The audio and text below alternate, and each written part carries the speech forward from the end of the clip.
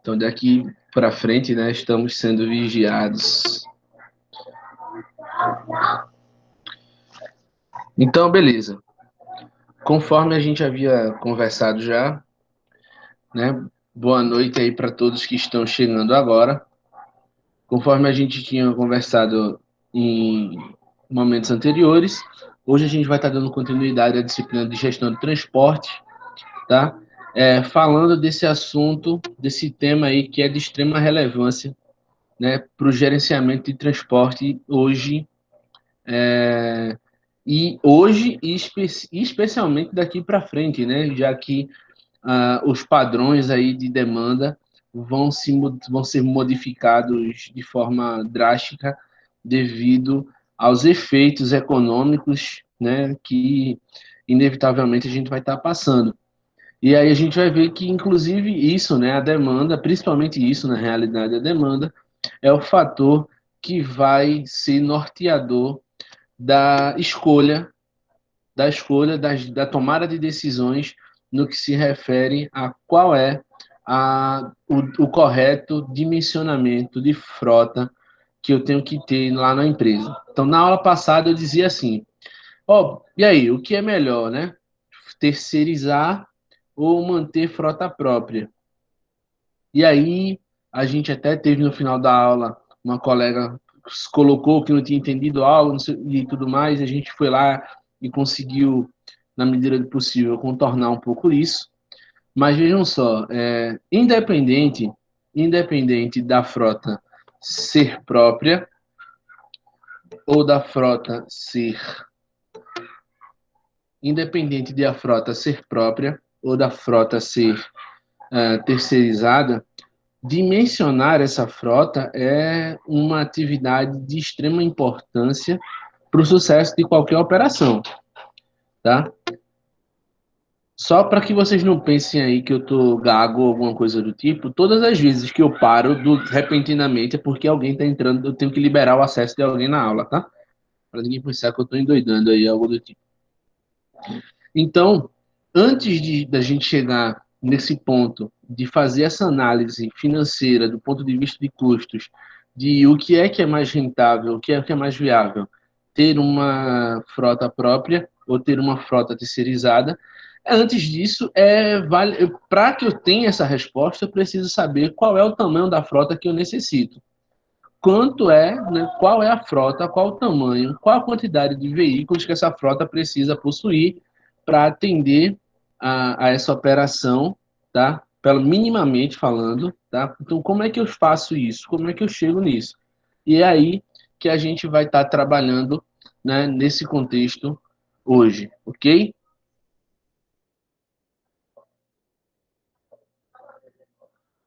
Tudo ok, Jonas? Seja bem-vindo. Vamos embora. Então, vamos lá. Falando de dimensionamento de frotas propriamente dito, vamos seguir aqui. Quando a gente vai dimensionar frota, na realidade, não somente isso, né? Vocês já devem estar familiarizados com o conceito de PDCA, de melhoria contínua. Então, vejam só, a primeira etapa de qualquer ação que um gestor deva tomar, precise tomar, tem que ser o planejamento. A primeira etapa tem que ser o planejamento. E aí, o que acontece? Dentro desse planejamento, se faz necessário fazer um levantamento de dados, de informações. Dados esses, né, que podem ser de caráter qualitativo, como, por exemplo, uma característica subjetiva de alguma coisa, e dados esses que podem ser quantitativos, né? Como capacidade, como volume, uma série de outras medidas aí que devem e podem ser representadas numericamente. Então, para fazer esse levantamento de dados, né, fazer esse levantamento de dados, na realidade, é de fundamental importância para que se chegar a uma tomada de decisão eficiente, porque a tomada de decisão será tão mais acertada quanto melhor for a qualidade das informações que sustentaram essa tomada de decisão. Então, fazer esse levantamento de dados, ele é, na prática, muito moroso, né? É chato, pode-se dizer, mas é de extrema relevância, né, estratégica quando a gente pega e abrange isso para coloca sobre isso uma visão um pouco mais abrangente. Então, antes de mencionar a carga de uma transportadora, a carga não, perdão, antes de mencionarmos a frota que uma transportadora necessita, antes de dimensionar a frota que um operador logístico necessita, uma indústria vai necessitar, a primeira coisa que eu preciso saber, a primeira coisa que eu tenho que saber é qual é a demanda por carga ou qual é a demanda por serviço que essa empresa ela tá demonstrando. Então, qual é a demanda por carga? Isto é, eu vou precisar movimentar quantos quilos, toneladas, unidades, né, metros cúbicos de carga dentro de um determinado período de tempo. Então, eu preciso ter esse retorno, eu preciso ter essa informação. Qual é a demanda pelo serviço? A partir dessa informação, a gente vai precisar de um outro dado, que não é nada mais, nada menos do que a jornada de trabalho, né, que esse operador logístico, que esse transportador, ele vai ter, né? Quantas horas ele trabalha por dia, quantos dias ele trabalha no mês, né? Se a empresa funciona em regime de turnos, escolher o modelo do veículo, isso é de extrema relevância também, tá? Então, diferente de outros modais de transporte, a variedade de capacidades no modal rodoviário ela é muito maior. A gente tem desde veículos com capacidade para 1.000 quilos a veículos com capacidade para 70 toneladas, né? Então, quando você para e vai olhar outros modais de transporte, a variação ela existe, mas não é tão grande. E aí o que é que ocorre? Se eu tenho uma grande variação, uma grande oferta, uma grande variedade de veículos de transporte de carga, isso também deve ser levado em consideração na hora de dimensionar a frota que essa empresa precisa ter. Segunda coisa é escolher o modelo do veículo, tá? Escolher o modelo do veículo, basicamente se trata de quê, gente? É, isso foi o que, na realidade, foi o que eu acabei de falar, né? A quarta coisa é determinar o número de toneladas transportadas por veículo. Isso passa diretamente pela escolha do tipo de veículo. Cada veículo ele vai ter ali a sua capacidade própria. Fazer levantamento de dados das rotas que vão ser utilizadas, né? Ao contrário do que muita gente talvez pense, ou ao contrário do que algumas empresas talvez pratiquem, não se deve, a escolha da rota não deve ser algo intuitivo, né? Não deve ser, isso não deve ser algo que deve ser entregue ao profissional do volante, né? Não deve ser entregue isso aí ao motorista, assim, ó, tu tem que entregar isso em determinado lugar e aí você se vira. Se faz necessário levar em consideração que sobre a tutela desse motorista existe um ativo da empresa, que é o veículo, e ainda que o veículo seja do motorista, arrendado para a empresa, ele está transportando produtos, né, que têm valor agregado e que estão associados à imagem ali daquela empresa. Se não, estoura pelo peso de perfeito. Então, assim, é necessário fazer esse levantamento, né, das rotas, tá? Para que o motorista, né, o profissional, até mesmo em caso de um sinistro, de alguma situação fora do planejado, fica mais fácil você criar um plano de resposta se você sabe qual o caminho que ele deveria estar percorrendo. Quando isso fica ali restrito, né, ao bel prazer do condutor, a empresa fica com mais dificuldade aí para gerenciar essas questões. E em sexto passo, né, procurar mensurar não somente o tempo de transporte em si, que é mais relevante, é claro, mas a operação de transporte ela está associada a uma operação de carregamento, ela está associada a uma operação de descarregamento, tá? Existem tempos de espera, como assim? Quem trabalha com transporte, né? Quem trabalha diretamente com transporte sabe muito bem disso. Então, assim, ó, eu vou lá no centro de distribuição de uma empresa para coletar uma carga para levar para um cliente. Não significa dizer que porque eu cheguei lá às 7 da manhã, que eu vou ser atendido às 7 da manhã. Então, esse tempo de espera, né? Ah, eu cheguei às 7, só fui atendido às 9. Esse tempo aí de 2 horas, isso é algo, antes de mais nada, muito ruim, porque são 2 horas, né, que o veículo não está produzindo, tá? E aí é necessário equalizar isso daí. Tanto é que muitas empresas elas nem trabalham com um horário fixo, né, para receber os veículos que vão ser abastecidos ou aqueles que serão descarregados. Tem muita empresa que não trabalha assim, ela trabalha com janelas. Então, assim, ó, você tem uma janela de entrega que é de 8 às 10 da manhã. Então, não preciso chegar necessariamente às 8, né, eu tenho 2 horas aí de janela para chegar. Se eu chegar dentro desse intervalo de tempo, eu vou conseguir ser atendido sem maiores problemas. Caso eu não chegue, eu vou acabar ficando.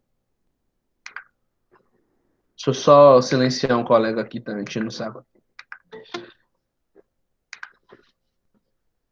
Então, a gente tem. Alguém falou?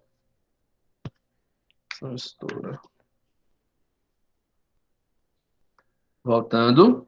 Então, isso, mensurar esses tempos é importante para que a gente saiba quando, né? E como é que eu vou operar, fazer essas operações de carga e descarga da melhor forma possível. Se você, para analisar, por exemplo, uma carreta que tem 19 metros de comprimento, por 2,40, 2,50 de largura e, 4,40 metros de altura aproximadamente, você tem quase 90 metros cúbicos de carga para preencher. Se esse serviço for feito de forma manual, vai tomar muito tempo. Por isso que muitas empresas investem em equipamentos, né, em esteiras, em alguma coisa, né, empilhadeiras, paleteiras, para facilitar, para possibilitar que esse tempo de gasto com a operação de carregamento e descarregamento seja o mais rápido possível, ok? Então vamos lá. Quando a gente fala em determinar a demanda por carga, isso vai ser feito, né, por meio de uma análise estatística das séries históricas de demanda. Isso porque uma série estatística é impossível você determinar com precisão, com 100% de precisão, qual vai ser o comportamento do consumidor. Então você não tem como prever se vai vender 10 ou se vai vender 15, né?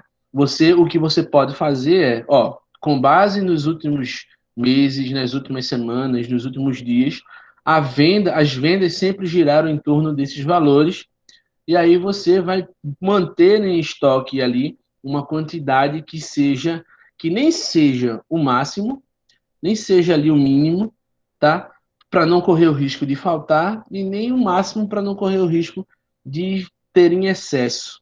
Então, como é que a gente vai fazer isso? Determinar esses valores estatisticamente. Então, vamos jogar com as probabilidades, tá? Para saber, ó, e aí, como é que isso vai funcionar? Vocês vão ver aí que é bem interessante. Então, para isso, para fazer essa análise, a gente precisa ter duas medidas estatísticas, tá? Que talvez vocês já conheçam. A primeira, com certeza, vocês conhecem muito bem, que é a média. Tá? A gente vai fazer um cálculo de demanda média. E, aliado a isso, a gente vai fazer um cálculo de desvio padrão, para saber o quanto que a demanda varia para mais e para menos em torno desta média, tá? E a partir daí determinar cenários, né, os cenários mais positivos, reais e pessimistas possíveis para poder fazer esse levantamento e esse dimensionamento corretamente aí das cargas. Então, a gente vai fazer essa análise por meio da média e por meio dos desvios, que nesse caso é uma medida chamada de desvio padrão, em torno da média. Em segundo momento, né, a gente vai precisar estabelecer qual o número de dias, né, quantos dias se trabalha por mês, como isso já foi falado, estabelecer se essa operação ela funciona em regime de turnos ou se ela funciona em horário comercial apenas, estabelecer número de horas, né, trabalhadas ao dia. E em alguns casos, dependendo da operação, eu vou pegar aqui como referência a Via Varejo. A Via Varejo é a holding, né, da Casas Bahia e do Ponto Frio. Então, durante o ano inteiro, né, eles não têm frota própria, né? Basicamente, eles não têm. Toda a frota que eles usam para suprimento e distribuição são terceiros. Então, eles têm um planejamento de frota específico para o ano inteiro, mas em 3 ocasiões do ano eles precisam dar uma atenção específica para melhorar esse planejamento de frota, que são as 3 datas em que eles vendem mais. Né? Na ordem, é o Black Friday, é o Dia das Mães e o Natal. Então, hoje, a data mais importante para Casas Bahia é o Black Friday, seguido pelo Dia das Mães. Logo, se eu vendo mais nesse período, eu vou precisar ter mais veículos à disposição para poder atender. Não sei se vocês se recordam, isso até fez com que eles prometessem a, a seus aos clientes, né? Eu acho que há 2 anos atrás isso, que quem comprasse lá e tinha lá 5 dias para receber, quem se eventualmente atrasasse, você receberia o produto e o dinheiro de volta, não precisaria pagar ali o produto. Então, para que isso seja feito, né, é necessário ter uma logística de suporte muito grande, né, muito grande para isso. Mas é um período onde, para eles lá, você tem uma projeção diferenciada de frota. Então, é aquele número que eles normalmente têm, mais um acréscimo, tá, para essas datas em específico. Né? Como o Liso colocou, a questão de usar equipamentos para carregamento e descarregamento, além de ser, né, mais além de ser algo mais efetivo, produtivo, do ponto de vista de segurança, é algo louvável, né? Porque você reduz aí os riscos a que o trabalhador vai estar sendo exposto. Então, fazendo a escolha do veículo, então assim, ó, eu coloquei só 4 aqui para servir de referência, mas depois a gente vai conhecer todos os tipos de veículo que a gente encontra. Então vejam só, eu peguei aqui 4 tipos de caminhões, né? 3 simples e um articulado, né? Para que a gente conheça rapidamente aqui um pouco a sua estrutura e em seguida a gente vai falar um pouquinho lá na frente de como é que cada um funciona. Então vejam só, esse primeiro aqui, esse primeiro caminhãozinho que está aqui que está aí para vocês é o VUC, né? É chamado de VUC. O que é isso? Né? Esse VUC significa veículo urbano de cargas. A gente falava em aulas passadas que o transporte rodoviário ele passa por ele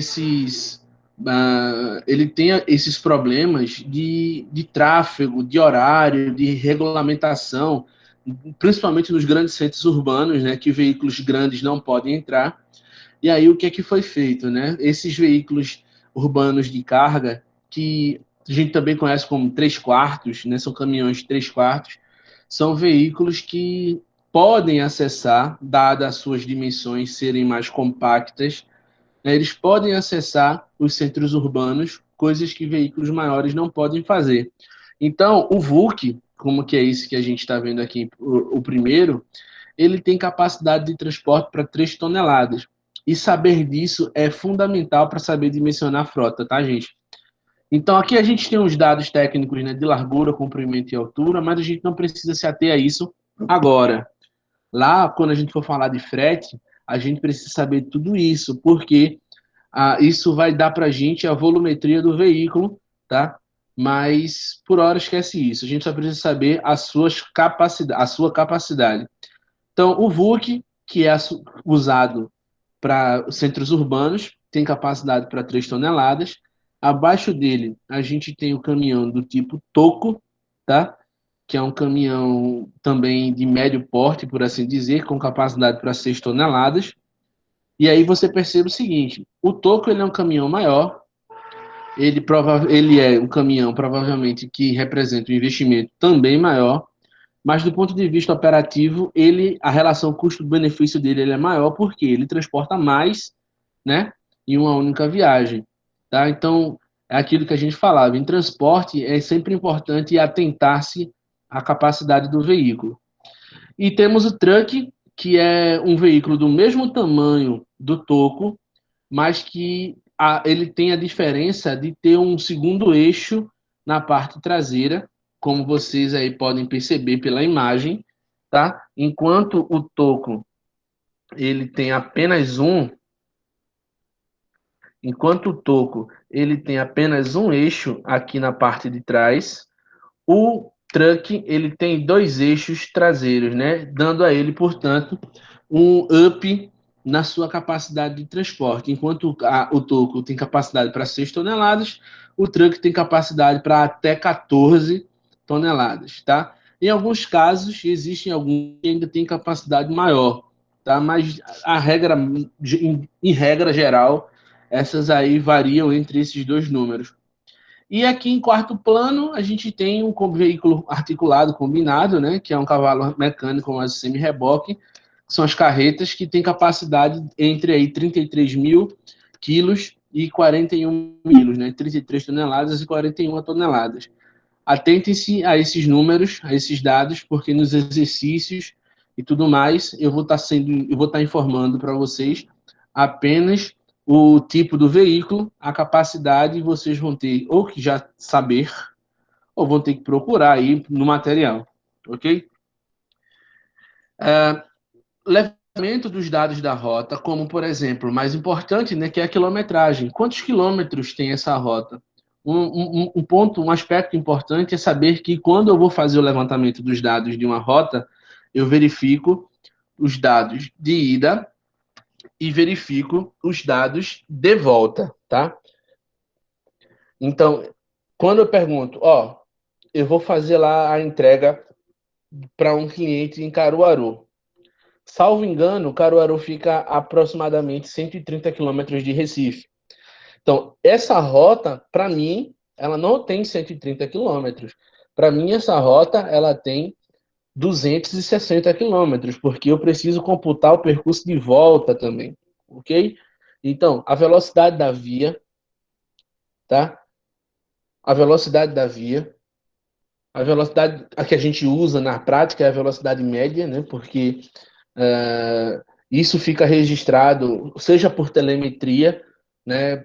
Hoje, as empresas de transporte elas têm esse monitoramento em tempo real via GPS dos seus veículos.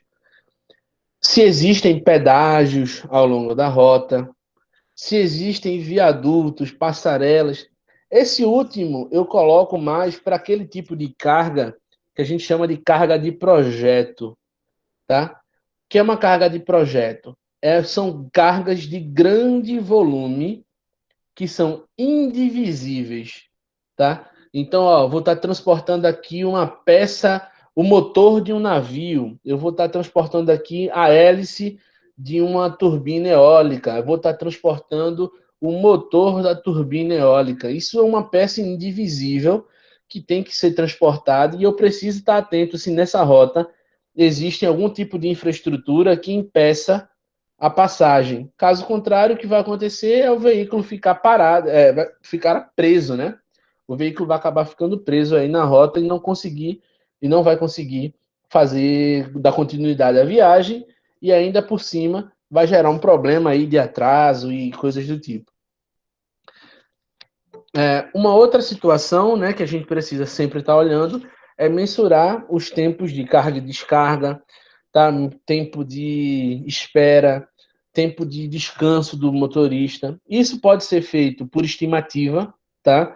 Por estimativa, ou preferencialmente a gente pode seguir os conselhos de Taylor e Frederick Taylor e Fayol, né? Com a administração científica, para quê? Fazer o estudo dos tempos e movimentos, né? Fazer literalmente a cronoanálise desses processos. Tá certo, Bruna. Tá certo. Obrigado, viu?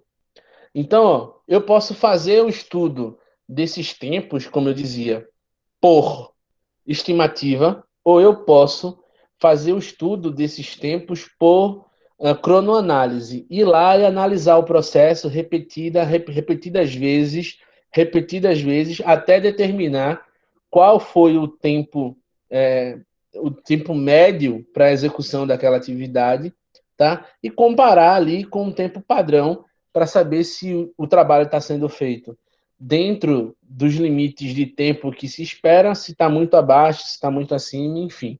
Então, isso daí é uma outra situação que é interessante de ser feita, tá? Bom, uma vez tudo isso tendo sido feito, a gente vai seguir, né, para fazer os cálculos, que eu sei que vocês gostam, para fazer os cálculos para obtenção dos dados para poder compor a nossa, para fazer o nosso dimensionamento de frota o mais próximo do ideal possível. Então aí vocês podem ver comigo o seguinte, que a gente vai usar, na realidade, são 5 formulazinhas para isso, ok? A princípio, a gente vai usar essas duas, que nada mais são 4, perdão. A gente vai usar essas 4 fórmulas aqui a princípio para fazer uma análise estatística da demanda.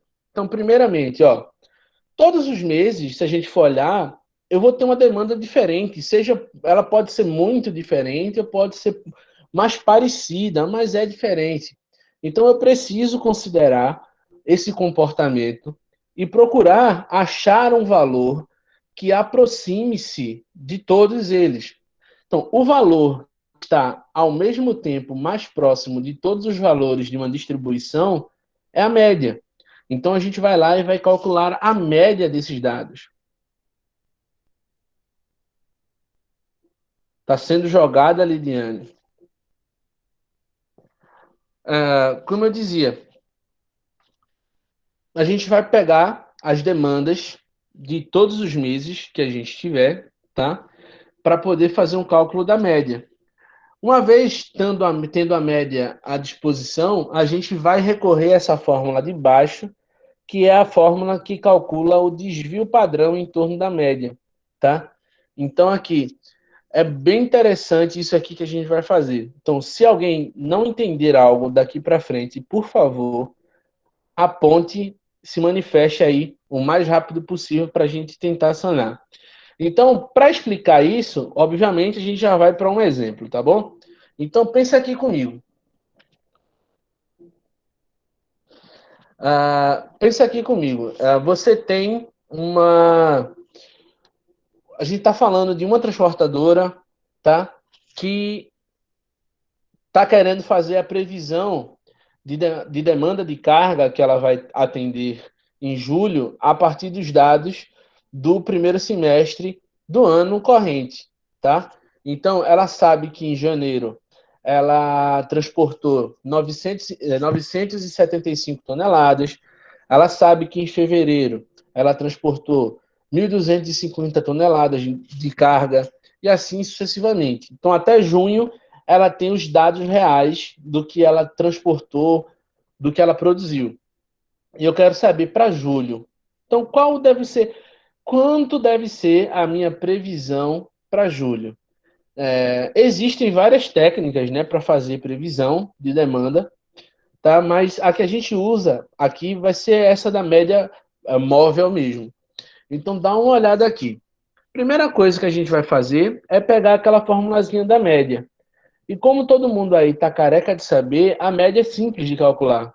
A média nada mais é do que a soma dos valores de uma distribuição dividido pelo número de valores que essa distribuição possui. Então, eu vou somar ali de janeiro a junho e vou dividir por 6, porque se trata de 6 meses. Então, a média, ou seja, a demanda média, em média, eu atendi por mês 1.150 toneladas de carga. Ainda que tenha mês em que a demanda tenha sido superior, ainda que existam meses em que a demanda tenha sido inferior a esse valor.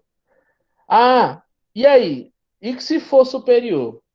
Como eu disse, existe uma outra medida que a gente vai usar, que é a medida chamada desvio padrão, como vocês podem ver aí. Então vejam só, o desvio padrão, que é essa formulazinha aqui muito legal, o desvio padrão ele vai calcular para a gente o seguinte: o quanto cada valor desse aqui desviou da média. Ele vai verificar assim, ó, quanto é que esses caras estão desviando dessa média. Esse cara vai fazer isso. E o desvio padrão ele é dado por essa fórmula, né? O desvio padrão, portanto, é a raiz da diferença dos quadrados, tá? Dos valores da distribuição por sua média. Então, trocando isso aqui em miúdos, ó, esse símbolo aqui, que é sigma, ele significa somatório.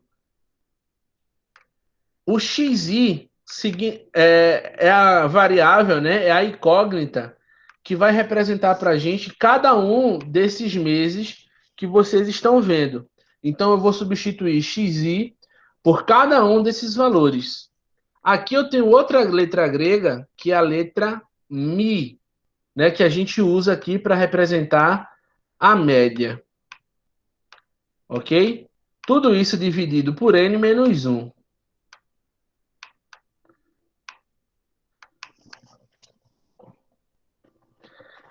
Então, vejam só.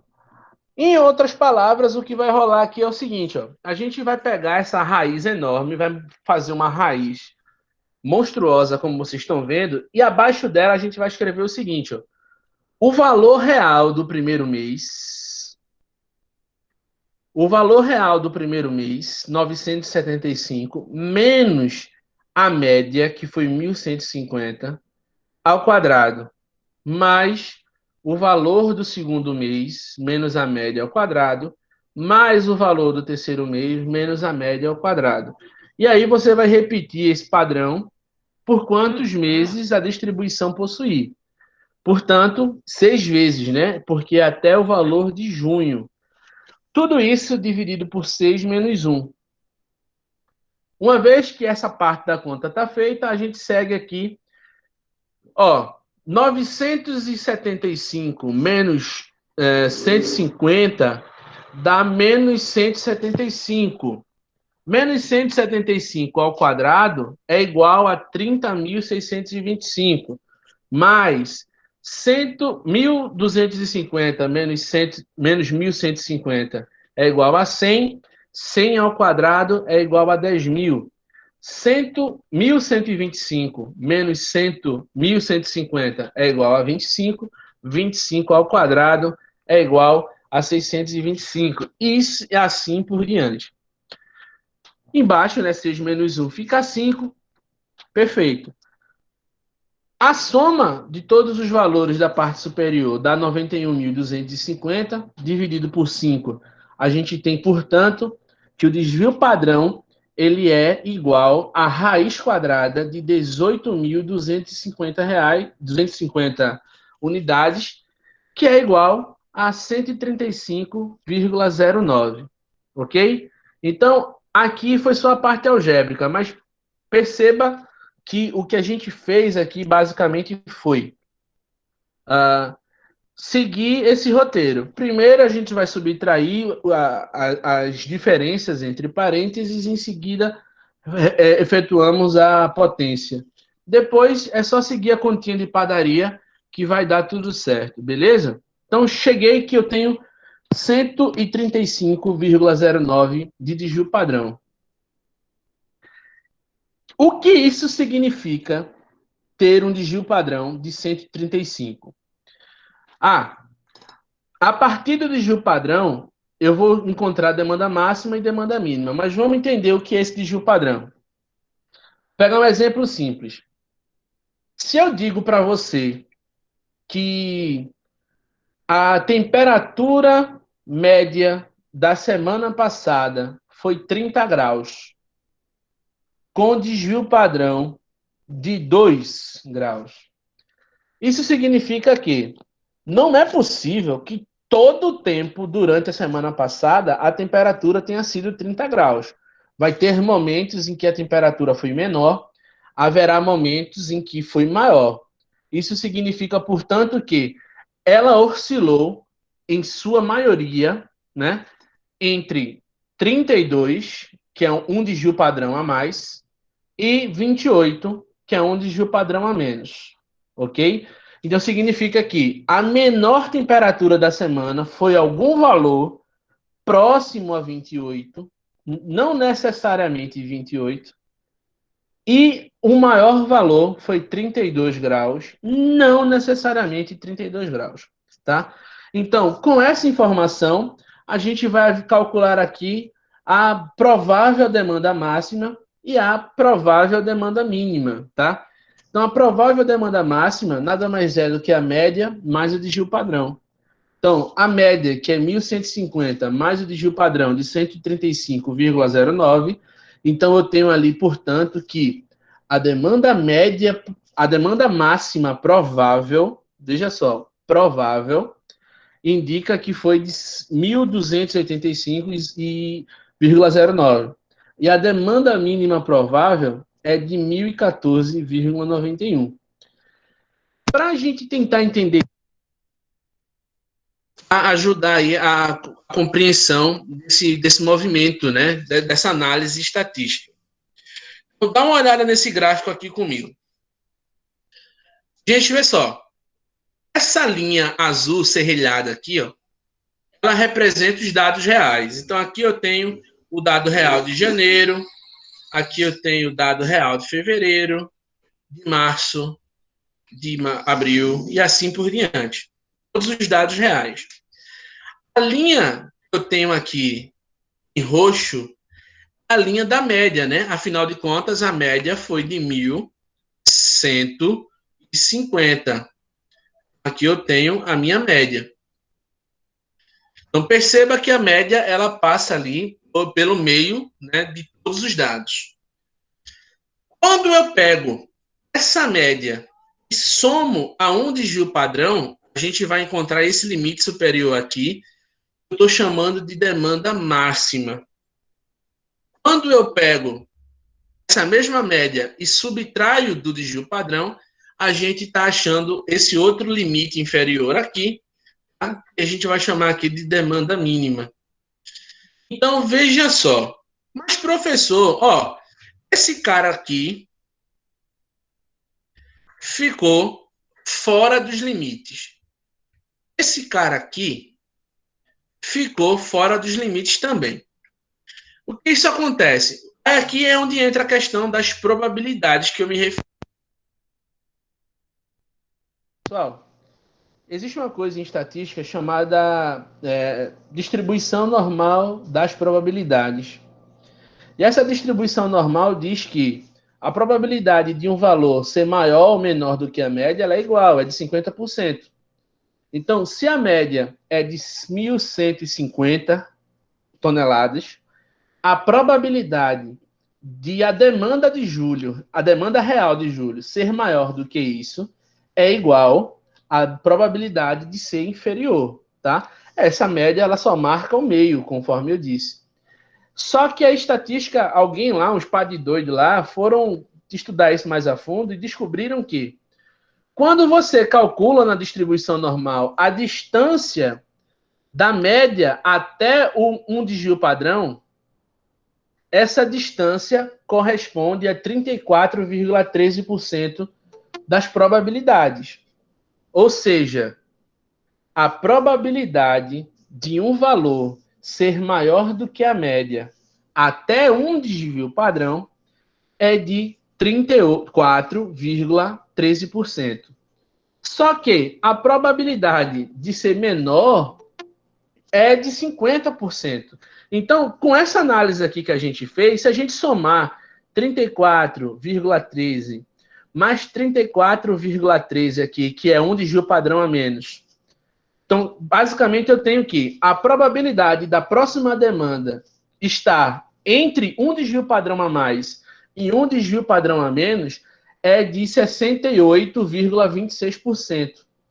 Mas a probabilidade de a demanda ser qualquer valor menor do que a média até um desvio padrão a mais vai ser de 68,26 mais 15,87. Isso vai dar quase 85% de probabilidade. Ou seja, a probabilidade de um valor, do próximo valor de julho, ser um valor fora nesse espaço aqui, ser um valor nessa área aqui, ela é muito menor do que a probabilidade do valor de julho estar dentro desses limites que a gente acabou de calcular. É possível? É, mas as probabilidades estão contra isso, ok? Então, a probabilidade da demanda estar superior a esse um desvio padrão a mais em relação à média é muito menor, né? Chega a ser, na realidade, 5 vezes menor do que eu ter um valor real no próximo mês dentro desse intervalo. Então, se eu mantenho como lá planejamento a média, né? Eu for me planejar para atender 1.150 unidades, eu já consigo atender 50% das probabilidades de atendimento, né? Que é para qualquer valor abaixo disso. Se eu mantiver os 1.150 mais os 135, né? Vou ficar ali com 1.680. Deixa eu ver como é que fica aqui, porque eu perdi o valor. Ficar com 1.285.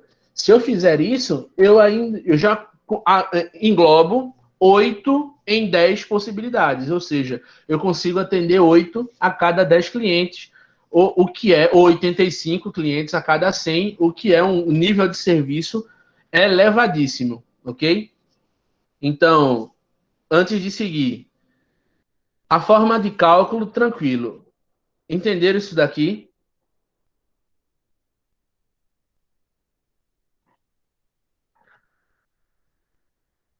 Boa. Porque vejam só, o cálculo para fazer o dimensionamento é muito simples na realidade, tá? É muito melhor que na chupeta, chega a dar raiva de tão fácil.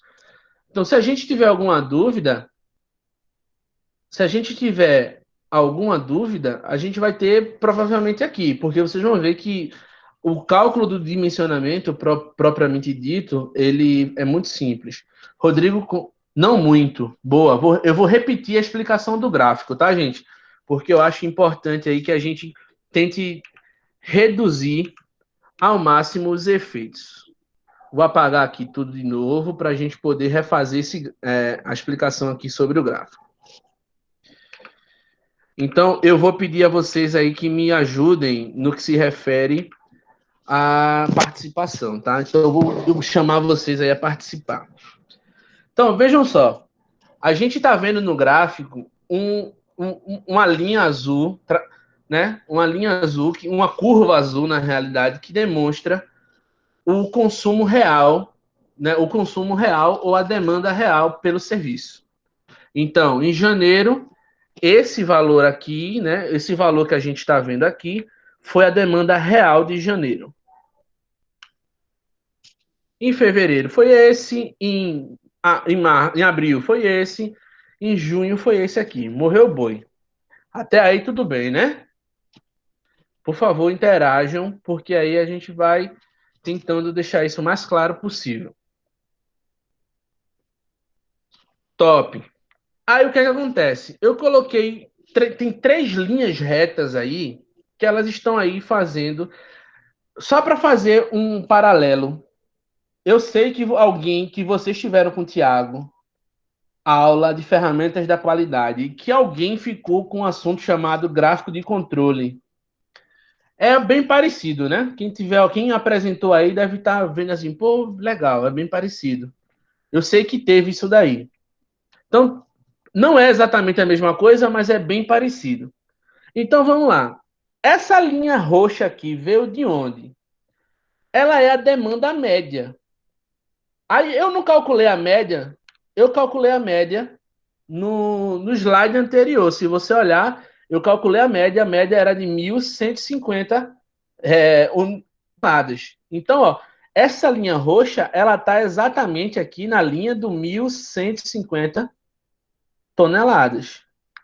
Então, eu estou dizendo o seguinte, ó, a demanda média que eu atendi, se eu tivesse atendido todos os meses 1.150, eu ia atender em junho a mesma quantidade que eu atendi na realidade. Ok? Então, essa linha roxa é somente, eu estou passando ali a média para a gente saber qual foi a média que eu atendi todos os meses. Embora tenha tido meses com valores a mais, embora tenha tido os meses com valores a menos. Essa linha verde superior, essa linha verde aqui superior, essa distância que a gente está vendo dessa linha verde até a linha roxa é a distância que corresponde a um desvio padrão. Quanto foi o desvio padrão? Vocês vão olhar aqui na nossa apresentação, foi de 135,09. Então, ó, significa dizer que daqui dessa linha roxa até a linha verde que a gente está vendo aí, eu estou aumentando 135,09. E na linha vermelha, eu tenho um desvio padrão também, só que em cima eu somei um desvio padrão. Embaixo, aqui eu fiz a soma de um desvio padrão. Aqui embaixo, eu estou subtraindo um desvio padrão. Tá? Então, vou pegar aqui a média e vou subtrair o desvio padrão, que é de 135,09, que vai dar lá, vai dar algo em torno de 114, alguma coisa que deu. Até aqui, alguma dúvida? Esse desvio padrão é o valor que a gente calculou anteriormente, tá? Até aqui deu para entender o que são essas três linhas, a roxa, a verde e a vermelha.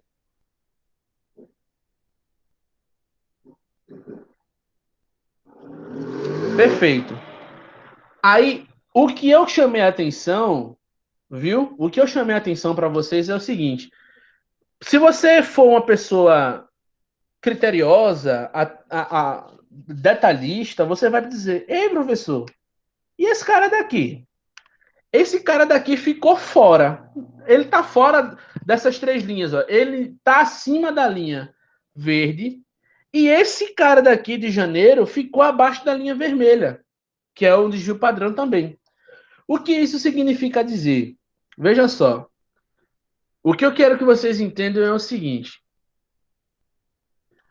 a probabilidade de algo acontecer, diz a estatística assim, a probabilidade de uma coisa acontecer é de 50% acima da média. Por exemplo, ó, a nota média, pegar aqui um outro exemplo para ser mais tranquilo. Por exemplo, ó, a temperatura média da semana foi de 25 graus. O que a estatística diz? É que a probabilidade de amanhã a temperatura ser maior do que 25 é de 50%. Por quê? A probabilidade de ser menor que 25 também é de 50%. Então, a média, ela divide as chances no meio. A probabilidade de eu estar de um lado da média é a mesma de eu estar do outro. Só que essa área que está mais vermelhinha aí para vocês, ela engloba 85% das possibilidades.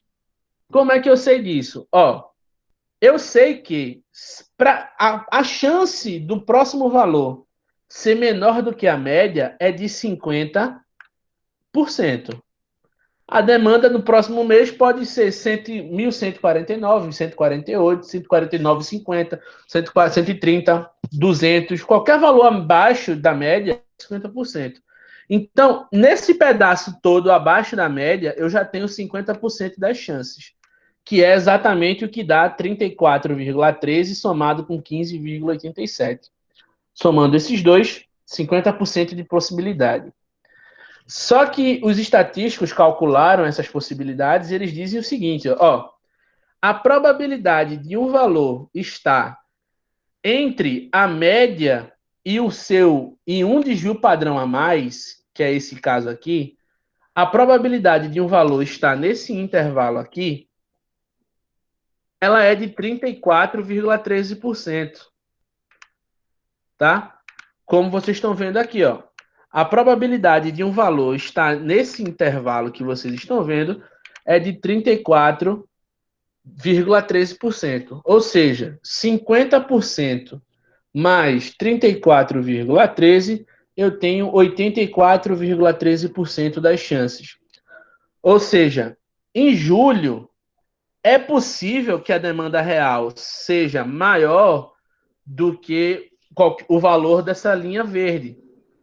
Mas a chance disso acontecer é muito pequena. Ó. A chance de eu ter um valor aqui, de novo, é de 15,87% apenas. A chance de eu ter um valor da linha verde para baixo é de 84,13% e a chance de eu ter um valor acima da linha verde é de 15,83%. O que a gente precisa entender é que, com um desvio padrão, eu já reduzi minha possibilidade de erro drasticamente. Então, se eu mantenho, por exemplo, lá, um estoque de segurança, e se isso eu estou fazendo com estoque, se a demanda média de um produto é de 1.000 unidades e o desvio padrão é de 100, se eu mantenho sempre 100 como estoque de segurança, então eu sei que quando variar a demanda, dificilmente vai variar mais do que 100, embora seja possível tecnicamente, mas é muito um pouco provável.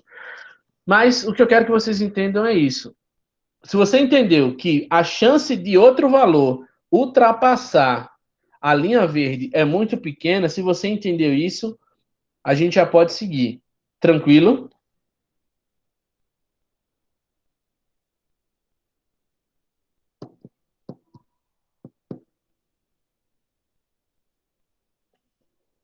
Perfeito. Então, a ideia aqui é essa, beleza? A gente não é estatístico, só quero que você entenda o seguinte: é muito improvável de que isso que aconteceu aqui em abril aconteça de novo, tá? Pode acontecer, pode, mas é muito improvável. E aí é aquela coisa, eu não posso estar preparado para tudo o tempo todo. Ninguém consegue. Então, eu vou me preparar para o máximo de possibilidades possíveis. Então, agora que eu sei, né, é assim que se calcula a média e o desvio padrão. O gráfico aqui foi só para demonstrar. As outras fórmulas que a gente precisa conhecer são as fórmulas para dimensionamento propriamente dito. Como eu disse, essas aí são fáceis que dão raiva. Então, são três. Né? Aqui calcula o número de viagens necessárias, aqui calcula o número de viagens possíveis, e aqui calcula o número de veículos que serão necessários, ou seja, o tamanho da frota. E aí a gente vai ver como é que isso funciona. Eu vou colocar aqui alguns dados para a gente utilizar para aplicar naquelas fórmulas, ok? Então, ó, eu tenho aqui demanda de janeiro, fevereiro, março e abril, tenho tipo do veículo, sei que é um VUC, isso significa, o fato dele ser um VUC significa que ele tem capacidade para 3 toneladas, tá? Essa informação é crucial. A distância até o destino, de 75 quilômetros, a velocidade na rota, todos os dados que eu preciso para o cálculo. Aí como é que vai funcionar? Vamos fazer exatamente a mesma coisa que fizemos agora. Calcular a média, né? E dividir por 4. Então, em média, eu tenho 757,5 toneladas para atender. Em seguida, calcularemos o desvio padrão.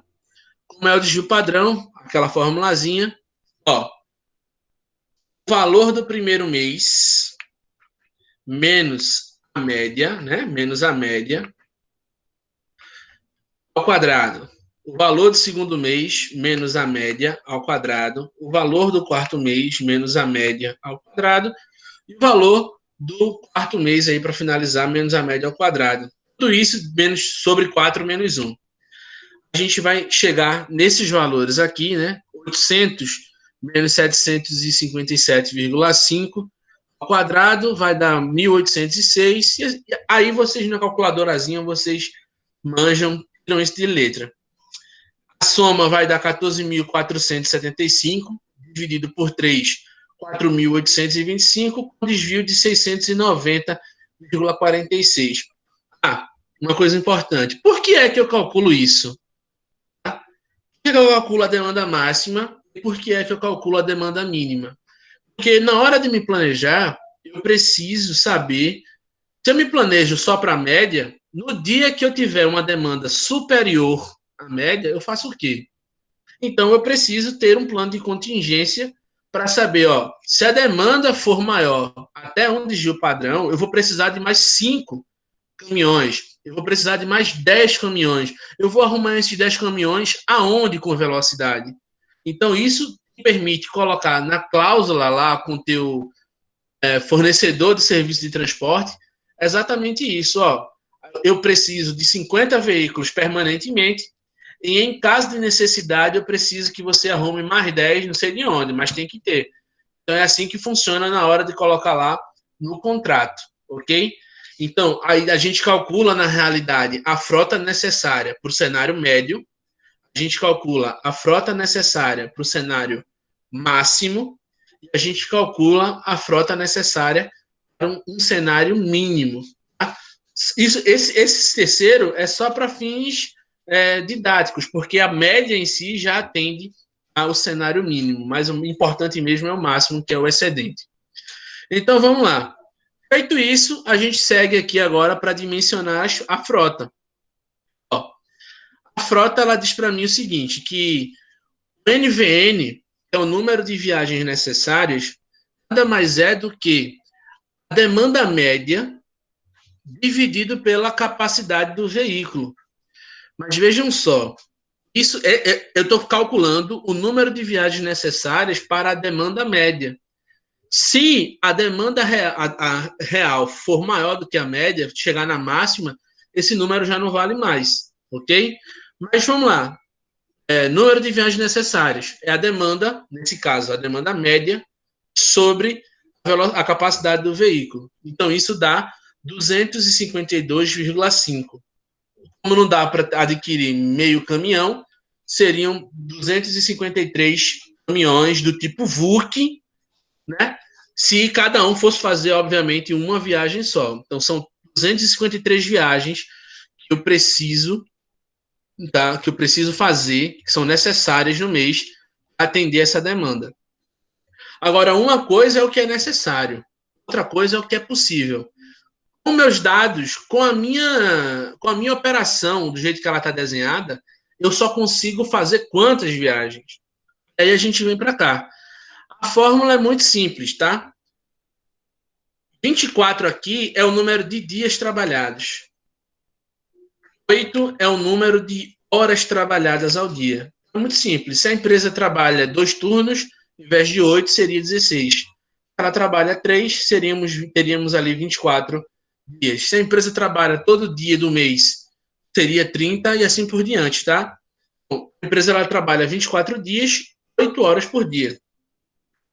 Aqui embaixo, os dados que eu demonstrei para vocês aqui, diz para a gente o seguinte, e a distância é de 75 quilômetros, mas é a distância até o destino.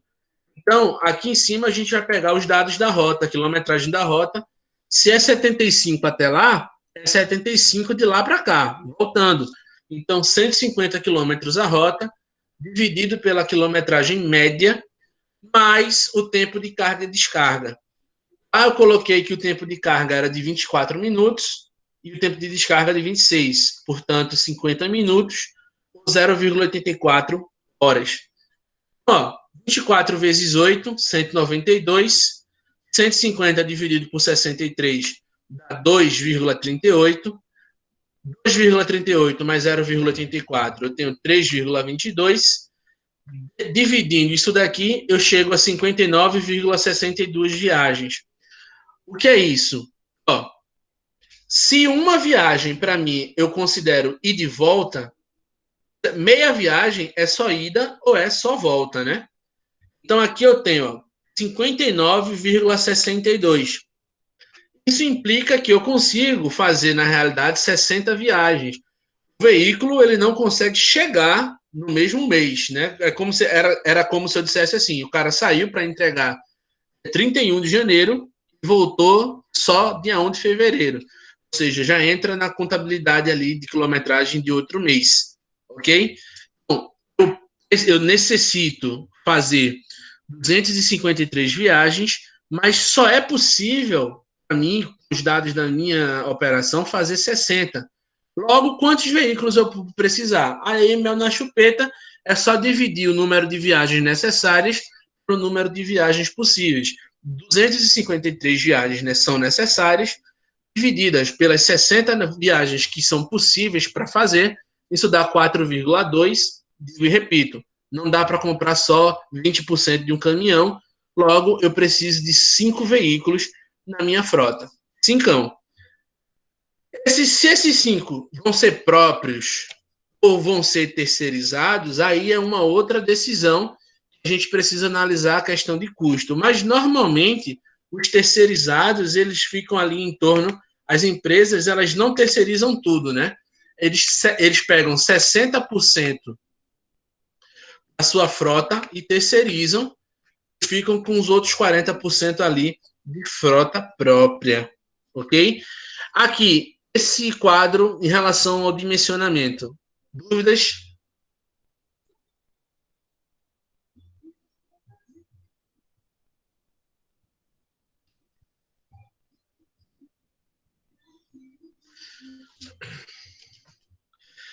Pronto, pois é, como eu disse, se fosse existir alguma dificuldade, esse 0,84, vou te explicar de onde é que ele vem. Ó, eu disse que são 24 minutos, tá? 24 minutos, apareceu o cursor aqui para eu poder riscar.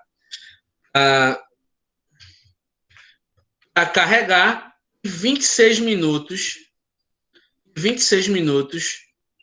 para fazer a operação de descarga. Então, esse 0,84 veio do seguinte, ó. Se você pegar aí 0,24 mais 0,26, isso dá 0,50. Mas se dá 0,5...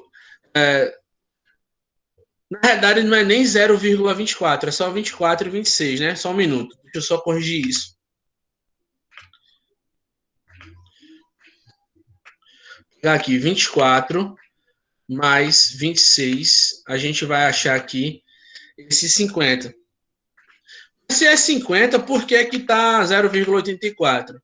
Vale lembrar o seguinte, ó, gente.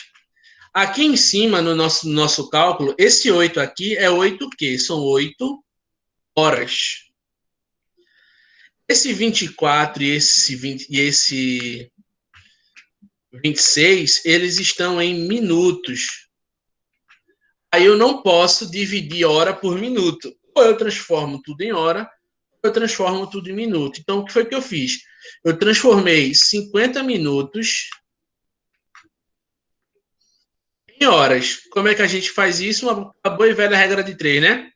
Se uma hora em 60 minutos, quantas horas 50 minutos representam, né? Fazendo aqui a continha de padaria, a gente vai achar que x é igual a 50 sobre 60. Fazendo aí, isso dá 0,83, a dízima infinita aqui. Então, por isso que, como é uma dízima periódica infinita, para quebrar a dízima, botei arredondei para 0,84. Ou seja, 50 minutos corresponde a 0,84 horas. Só isso. Ok? Alguma dúvida? Pronto, gente. Então, assim, esse material eu vou agora disponibilizar para a Poliane e para a Liliane, né, pelo WhatsApp. E aí eu deixo a vocês aí à vontade. Agradeço a participação de todos. A aula hoje não dá tempo de colocar hoje, porque ele ainda vai processar aqui, não sei o quê. mas amanhã eu já disponibilizo no YouTube também, ok? Para quem tiver interesse.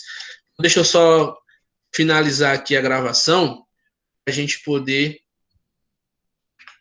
ir para casa na paz. Então, gente, muito obrigado. Desejo a todos aí uma ótima